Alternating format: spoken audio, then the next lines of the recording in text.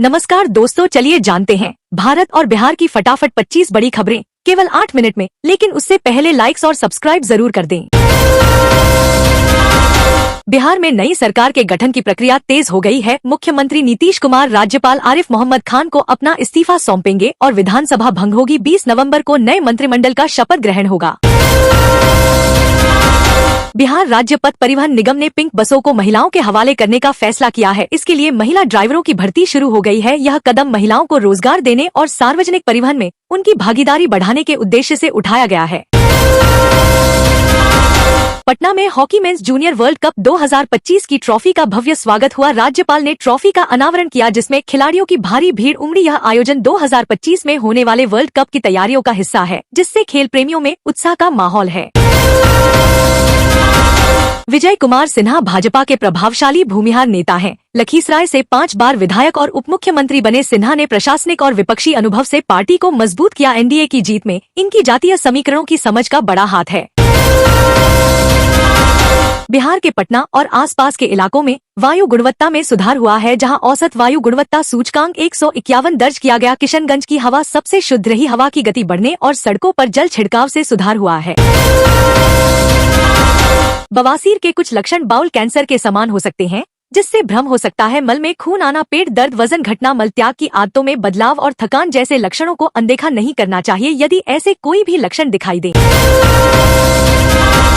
सम्राट चौधरी को बिहार भाजपा विधायक दल का नेता चुना गया है। एनडीए सरकार में उनके योगदान को देखते हुए यह निर्णय लिया गया। वे पहले राजद और जदयू में भी रहे। 2025 के चुनाव में उन्होंने तरापुर से शानदार जीत दर्ज की।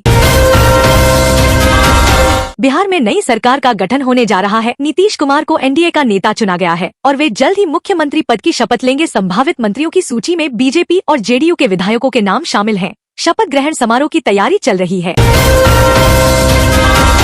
बिहार में नई सरकार का गठन होने जा रहा है। मुख्यमंत्री नीतीश कुमार कल सुबह 11 बजे शपथ लेंगे, जिसमें प्रधानमंत्री मोदी भी शामिल होंगे। भाजपा विधायक दल की बैठक में नेता का चुनाव होगा, जिसमें सम्राट चौधरी नेता बना गए।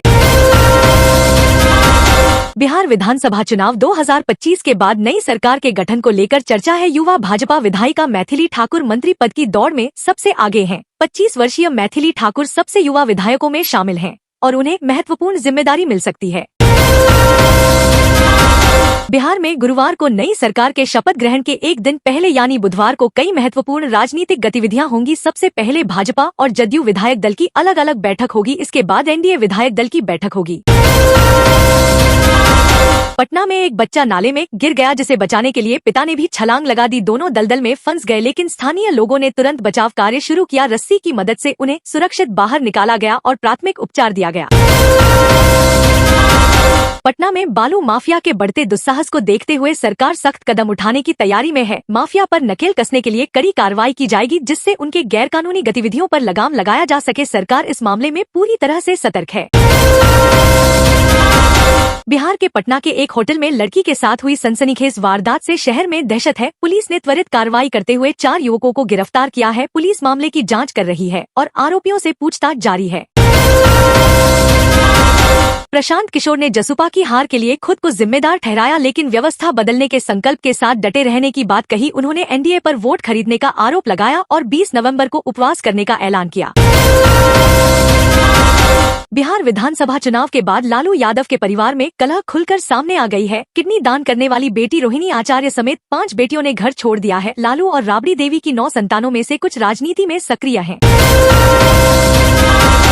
औरंगाबाद जिले के ओबरा प्रखंड स्थित मध्य विद्यालय मनोरा में जर्जर भवन में छात्रों को शिक्षा दी जा रही है। विद्यालय में 5 कमरे हैं, जिनमें से 3 जर्जर हैं। छात्रों की संख्या बढ़ रही है, लेकिन भवन का निर्माण नहीं हो रहा है, जिससे छात्र बरामदे में बैठकर पढ़ने को मजबूर हैं।